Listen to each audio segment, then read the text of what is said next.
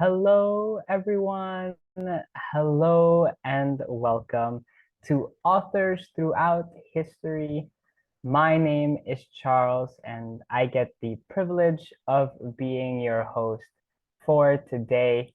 I hope you are all doing well, that you are having a great week so far, as the week has just started, and are enjoying October, as we are in the last one third of the year.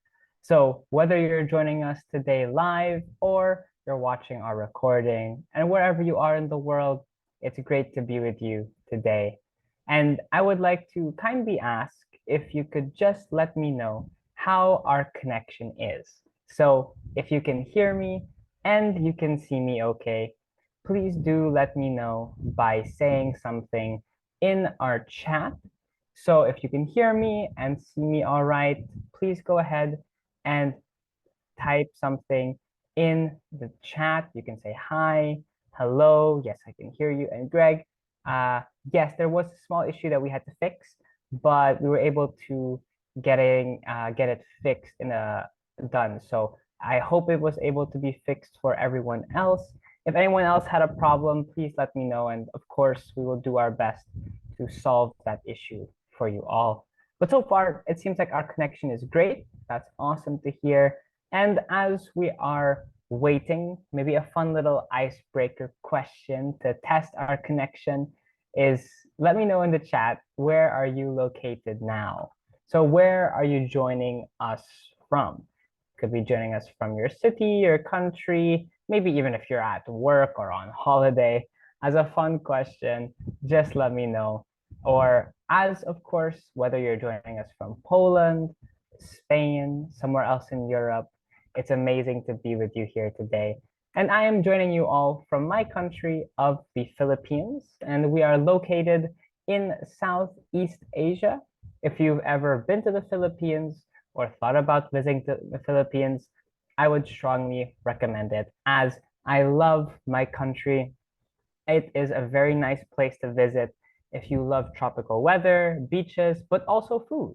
And pictured on her screen is one of our cultural dishes called pancit, which is basically noodles with vegetables and meat. And I personally love it. I ate it just yesterday, actually. So maybe even let me know in the chat, what is a cultural dish from your part of the world? And as we're getting into it and a few more people have been joining us, let me go ahead and explain what to expect from today's webinar. So of course, since our title is Authors Throughout History, we're going to talk about some very famous authors and also specifically what those authors have done. Because if you're a bookworm or you like reading or you're just interested in this topic, it is very interesting to learn just what made these authors famous, why they were famous, or even trying to understand what kind of writing style certain authors used. Because when we talk about authors, we're not just talking about people who wrote, fantasy stories or fairy tales. Authors are also people who write many different kinds of literary works. And not every literary work has the same writing style. So as we cover the different writing styles, we'll make sure as well to go over important vocabulary terms to know when connecting to the topic of authors, books, and reading. So I hope that explains what to expect. And the last couple reminders is just how long we'll be here. And I would also like to let you know that we will have some time for your questions. If you have any questions from today's webinar, we always make sure to have a couple minutes at the end to answer any questions you might have. And along with that, I would also like to let you know, like I said, how long we'll be here. If you're joining us for the first time, our webinars are always around 30 minutes long. So that means we will finish around 8 p.m. since we started around 7:30. So we'll of course do our best to be respectful of your time and finish within the time frame. A couple more people have actually just joined us. Great to see you. Let's get started talking about famous authors by first explaining what exactly an author is. Of course, with the title of an author, most people associate them with books. So, of course, an author is a person who writes books, articles, or reports. So, yes, authors are people who write, like I said earlier, many different kinds of literary works. Because, of course, yes, we do associate famous authors with famous stories. A lot of those famous stories have maybe been turned into famous movies, but also when it comes down to it, authors are people who go over different things like books, articles, and reports. So, of course, let's go ahead and talk about some of the famous authors through a history after we discover the different writing styles that can make these people famous. So before we get into what makes a famous author, what they've done, what they've achieved, we have to understand the different writing styles so we can know how these authors got their fame. So the first kind of writing style we'll cover is called the persuasive writing style. So it's the first of the four. Persuasive writing style is meant to convince the reader of something. So whenever you're reading an article, a book, or whatever it is, and it's trying to convince you of something, maybe it could be an opinion, a belief, and so many other things. If it's trying to change your mind, it's the persuasive style. For example, you'll find persuasive style written in articles, argumentative essays, and cover letters, because you'll have articles trying to show you why you should believe something. Argumentative essays, the whole point of it is to try to prove why the topic of their essay is correct. And cover letters, of course, when we send in our CVs to work in certain places, we want to persuade them to be able to hire us. So whenever we're reading a persuasive kind of writing style, we have to understand that the whole point of this writing style is to change my opinion on something. That's the first kind. Let's go into the second kind, which is probably the most popular kind of writing style we will cover, and that is the narrative writing style. See, the narrative writing style is simply just meant to share information. It's narrative, it's a narration of something. And you're gonna find the narrative writing style in stories, novels, poetry, and historical accounts. So whenever we're talking about things that are trying to pass information or pass stories to people, well, it's probably in the narrative style of writing, right? A story, a novel, which is a kind of book, poetry, and historical accounts. Those are all examples of things that contain information that the author is trying to pass to the reader, which is kind of different from expository kind of writing style, because the expository kind of writing style is meant to explain a concept. It's trying to expound on one topic. So the whole book or the whole article is written about one thing. For example, textbooks, business books, or scientific writings can be examples of expository writing style, because textbooks are the things you read in school, and as we learned, these things contain information that they are trying to teach us, right? Mathematics, an expository writing style would try to explain a certain concept of mathematics, or a business book can try to explain the concept of starting a business or growing a business. Same thing with scientific writing. It will try to explain certain scientific principles. And of course, we'll also have the last one we cover, which is descriptive writing style. See, the descriptive writing style is used to show imaginary concepts to paint a clear picture for the reader. And that's one of the beauties of reading books. When we watch TV shows, when we are maybe looking at things on our phone, we always see the pictures already. But when we read a book, we have to imagine what we're reading in our heads, right? And that's the whole point of the descriptive writing style. It's meant to be able to translate what we read into our imagination. What we'll find in poetry, fiction novels, plays at the theater, and memoirs about people's lives. So these are many different things, right? You have descriptive writing style, expository, narrative, and you even have persuasive writing style.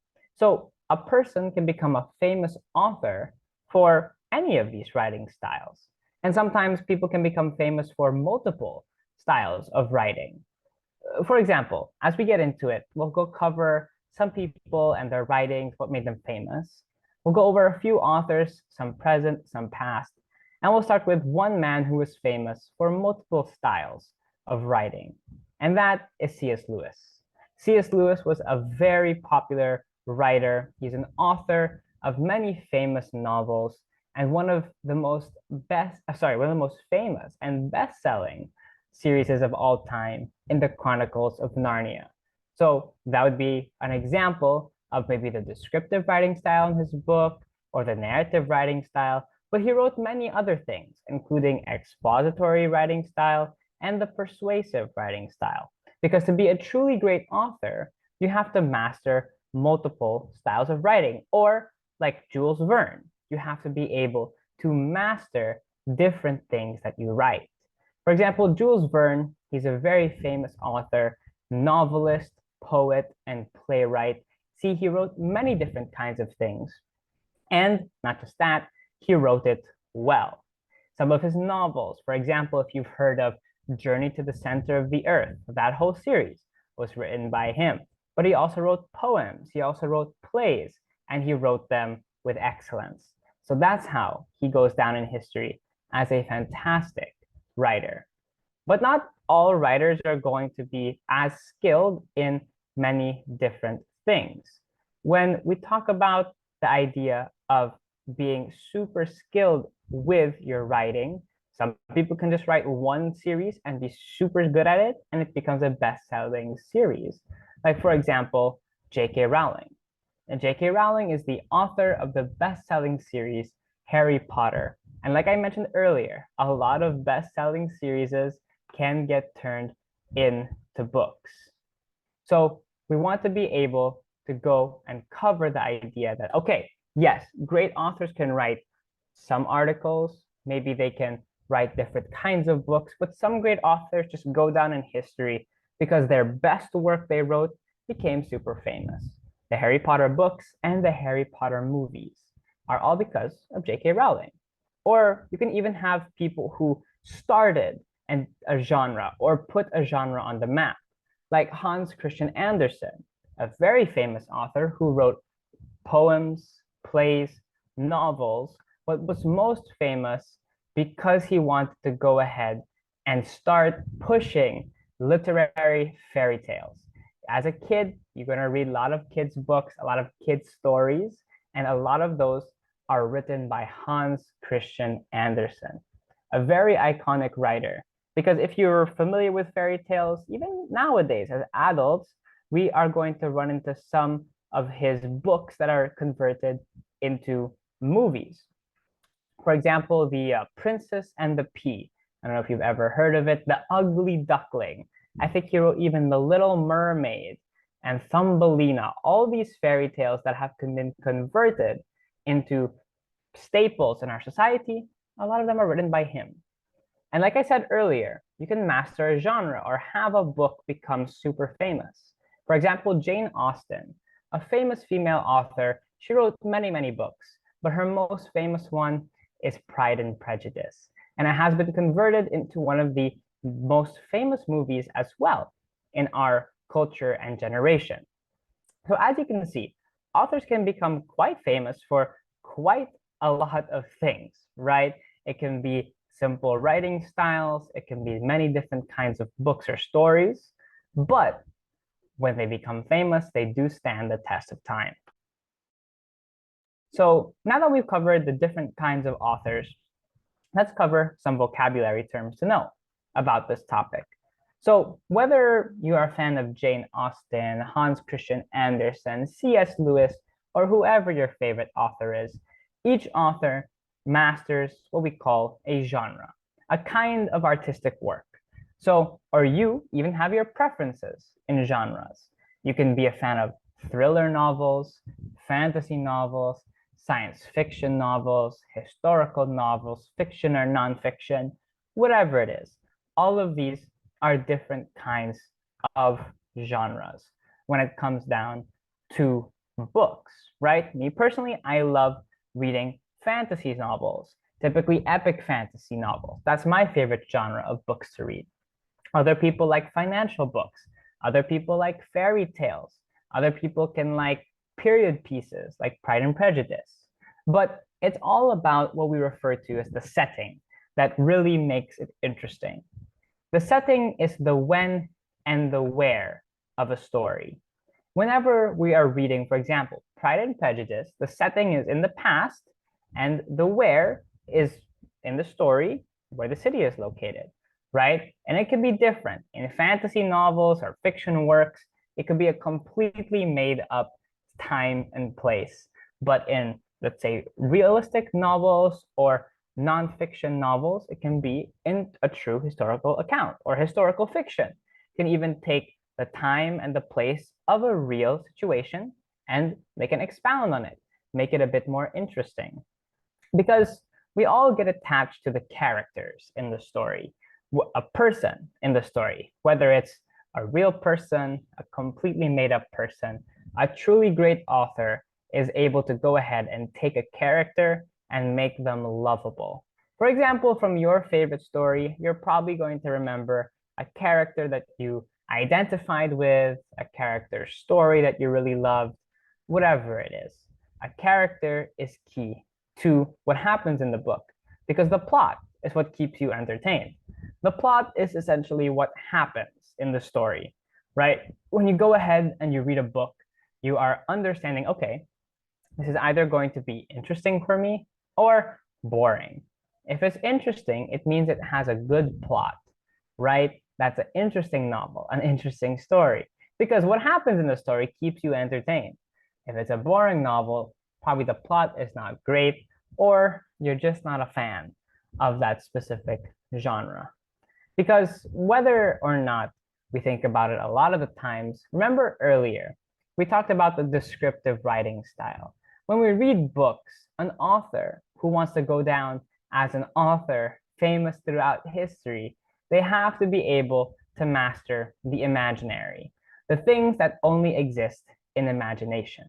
Whether we read a book about someone in history or we read a book about someone in a created world, an author has to be able to write things down that it connects with our imagination. We're able to imagine what the character is like, what the plot is, where they live, the things that are happening in the book. Because if an author did not master their writing style, if C.S. Lewis or Jane Austen did not master what they are trying to convey in their message, it makes the imaginary completely impossible. Because a truly great author is able to take difficult concepts and still connect with our imagination. So, as we go ahead and transition into a little exercise to practice together, a quick reminder of the terms that we've learned today. Remember, we've talked about 4 different kinds of writing styles: persuasive, narrative, descriptive, and expository. And we also learned terms like character, plot, setting, and imaginary. As we go ahead and go into a little exercise, there's going to be a sentence on your screen with multiple options. What I want from you is to go ahead and tell me which of the 2 options completes the sentence to make it correct. So here is sentence number 1. It says, the blank style focuses on sharing information. And we have 2 of the writing styles we've learned today. The A, persuasive, and the B, narrative. So can you let me know in our chat? Please go ahead, let me know. Do we say the persuasive or the narrative style of writing focuses on sharing information? All right, so please go ahead and let me know, what do you think is the correct answer? A or B? All right, so I see your answer in the chat. Thank you for participating. Yes, it would be the narrative style. Because anyone remember what the persuasive style is? Go ahead and let me know in the chat. Do you remember what the persuasive style is? All right, and as we wait, Greg, I'll answer the question in a little bit. We'll just focus on this, but yes, I am taking note of your question. But yes, the narrative style shares information, and the persuasive style is trying to go ahead and convince us of something. Let's try one more. He was very famous for this: A, plot, or B, genre. Let me know in the chat. What do you think the correct term is to fit this sentence? And remember, context is everything. Possible to say both, but which one best fits this sentence? Do we say someone's very famous for this plot? Or do we say someone was very famous for this genre? I'll give everyone, let's say, maybe 5, 10 more seconds. I'll give the answer, and we'll move into the next stage of our webinar with the last few minutes we have together. So I see the answers in the chat. Thank you all for participating. It's great to see everyone be able to apply what we've learned. And yes, the correct answer is genre, because the genre is the kind of writing or the kind of story that is telling, right? Like a fiction story, a non-fiction story. So we can say this person was very famous for those kinds of things. Now, as we are down to the last few minutes we have together, I want to give you a couple reminders of the things that we've learned today. Just remember the different ways authors write stories. When we go ahead and talk about it, we have those 4 different styles that we talked about, right? You have the expository style of writing, which is when people try to explain a single concept and make it understandable to others. You have the descriptive writing style, where people go ahead and try and show imaginary concepts to make it a clear picture in the reader's mind. You have the persuasive writing style to try and convince me of something as a reader, and you have the narrative style, which the author uses to share information with those reading. And of course, remember the authors of the different genres we talked about, right? We have Hans Christian Andersen, which was very famous for his fairy tale work. You have Jane Austen, who is very famous for her period pieces. J.K. Rowling and C.S. Lewis were very famous for their fiction writing.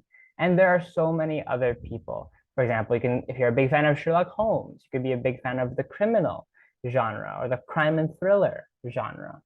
And of course, remember some basic terms we've learned that cover the idea of authors, writing, stories, and books. Now, for the last few minutes we have together, I want to make sure I get to answer any questions that you might have. So if there's a question at all from what we've learned today, maybe you want to go ahead and ask a question, maybe even something completely off topic, but you would just love an answer. Nothing's off the table. Please go ahead and let me know. And Greg is asking us if we could send the recording webinar. I'll report it to the head of my department, and we'll hopefully get that to you, Greg. So I hope that explains what we'll do with that. And if anybody else was having some problems, I know people were talking about it earlier, and I just want to address it. Yes, we apologize for the hassle when it came down to joining the webinars with the titles today. Just a small bug in our platform, but we'll make sure to keep an eye on it to make sure it doesn't happen. But if anyone had that problem as well, please let me know so we can make sure to address it. And of course, if there's any questions, we still have some time. But as we're waiting, please don't go ahead and leave yet. I would just love some feedback on what you thought of today's webinar. So there's currently a poll up on your screen that just asks if you found the webinar useful and if you would like to join us for another event like this in the future. We love doing these webinars to provide you with some fun, alternative learning when it comes down to the platform. So if this was helpful and beneficial for you, I'm glad, and we hope to do these for you again in the future. For example, today we had more of a general English topic when it comes to talking about authors, but we also do things like idioms, business English, grammar, and so much more. So thank you all for answering those questions. And I see it in the chat. Yes, Greg, thank you for so much for that.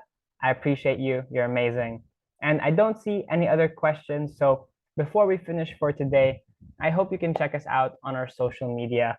We're able to provide you with some fun content on our Facebook, our LinkedIn, and our YouTube channel. We post content, some fun facts, some learning tips, and so much more. Now, thank you all for joining me. I hope you had a blast and I hope you got to learn something. I encourage you to practice what you've learned today. We have a bunch of lessons on the platform about topics like this, about books and reading and authors. So that way you'll be able to practice what you've learned today, but even go ahead and practice the terms that we've learned with your tutor or with yourself. And I encourage you to speak it in your next lesson, as that is a great way to increase your fluency. Until next time, everyone, have a fantastic evening, and I hope to see you again in the future, maybe through another webinar or even a lesson on the platform. Until then, stay safe as always, and goodbye for now.